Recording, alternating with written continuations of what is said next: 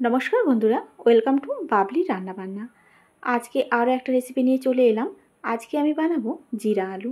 রুটি কিংবা পরোটা দুটোর সাথে খেতে কিন্তু ভীষণই সুন্দর একটা রেসিপি, সম্পূর্ণ একটা নিরামিষ রেসিপি। সবার থেকে প্রথমে গ্যাসের চুলায় একটা কড়াই বসিয়ে কড়াইয়ের মধ্যে দিয়ে দিলাম 4টে শুকনো লঙ্কা। লঙ্কাটাকে একটু নাড়াচাড়া করে ভেজে নিতে হবে।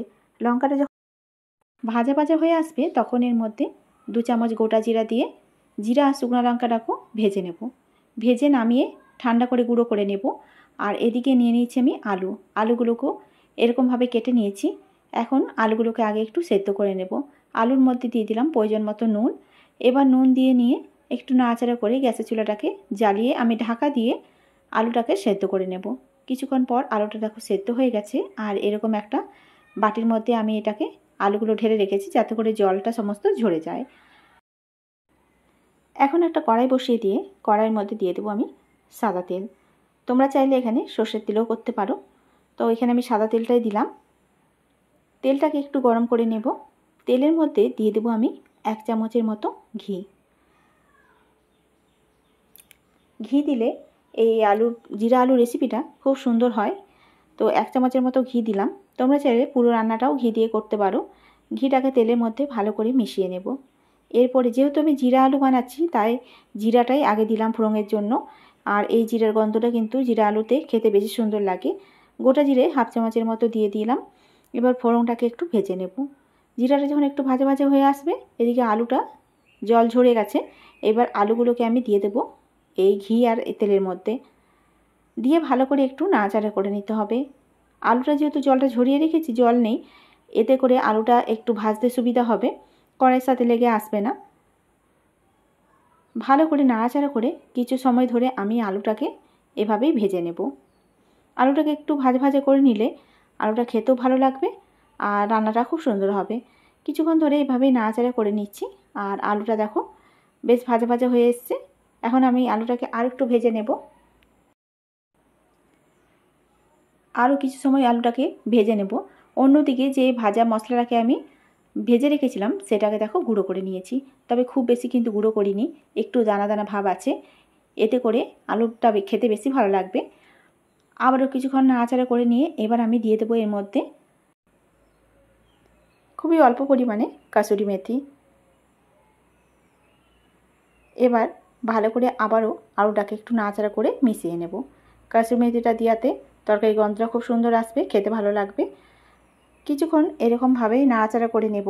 এরপর এখানে আমি দিয়ে দিচ্ছি বিট লবণ। আগে যেহেতু আমি এমনি নুন দিয়েই আলুটাকে সেদ্ধ করেছিলাম তাই খুব অল্প পরিমাণে বিট লবণ দিয়ে দিলাম। কালারটা একটু সুন্দর করার জন্য এখানে দিয়ে দিচ্ছি কাশ্মীরি লঙ্কার গুঁড়ো। যেহেতু ঝালের জন্য শুকনো লঙ্কা আমি ভেজে গুঁড়ো করে নিয়েছি, আর ঝালটা এখানে দেব না। একটু কালারটা যাতে সুন্দর হয় তার জন্য কাশ্মীরি লঙ্কার গুঁড়ো দিয়ে দিলাম। একটু নাড়াচাড়া করে ভালো করে এভাবে মিশিয়ে নেব। কিছুক্ষণ এভাবে নাড়াচাড়া করার পর দেখো খুব সুন্দরভাবে মিশে গেছে আর কালারটা কিন্তু খুব সুন্দর এসছে। রুটি কিংবা পরোটার সাথে এরকম জিরা আলু খেতে ভীষণই সুন্দর লাগে। বিশেষ করে নিরামিষ দিনে এই রেসিপিটা বানিয়ে খেলে মুখে স্বাদও ফিরে আসে। আর এবার দেখো এখানে দিয়ে দিচ্ছি 1/2 চামচের মতো হিং। হিংটাকেও আলুর সাথে একটু মিশিয়ে নেব। তোমরা চাইলে এখানে কাঁচা লঙ্কা দিতে পারো। এবারে যে আগে থেকে যে ভাজা মশলাটা গুঁড়ো করে রেখেছিলাম এটা অল্প অল্প করে দিয়ে দেবো। প্রথমে একটু পরিমাণ দিয়ে দিলাম, আমি পুরোটা দিলাম না। ভালো করে মিশিয়ে নিয়ে তারপর প্রয়োজন হলে আরও মশলা আমি দিয়ে দেব।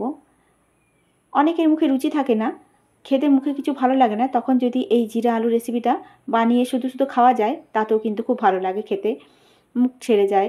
এবার দেখো বাকি মশলাটুকু এবার দিয়ে দিলাম। দিয়ে এবার সমানে নাড়াচাড়া করতে থাকতে হবে আর একটু ভাজা ভাজা করে নিতে হবে। আমি কিছু সময় ধরে এরকমভাবেই নাড়াচাড়া করে ভেজে নিচ্ছি আলুটাকে। মশলাটা আরও ভালো মতো ভাজা হয়ে যাবে। এবার নামাবার আগে দিয়ে দিচ্ছি আমি কুচনো ধনেপাতা। ধনেপাতাটা দিয়েই আমি গ্যাসটাকে বন্ধ করে দেব। দেখতেও যেমন সুন্দর হয়েছে, খেতেও কিন্তু ভীষণই সুন্দর হয়। আবার একটু নাড়াচাড়া করে মিশিয়ে নিতে হবে। তো তৈরি হয়ে গেল আজকের রেসিপি জিরা আলু। আশা করছি আজকের রেসিপি তোমাদের ভালো লাগবে। আর যদি ভালো লাগে ভিডিওটাতে লাইক কমেন্ট শেয়ার করতে কিন্তু একদম ভুলবে না। এবার আমি দেখো আলুটাকে নামিয়ে নেব আর গরম গরম রুটি কিংবা পরোটার সাথে পরিবেশন করব। আজকের মতো রান্না এ পর্যন্তই। দেখা হচ্ছে নতুন কোনো রান্নার ভিডিওর সাথে।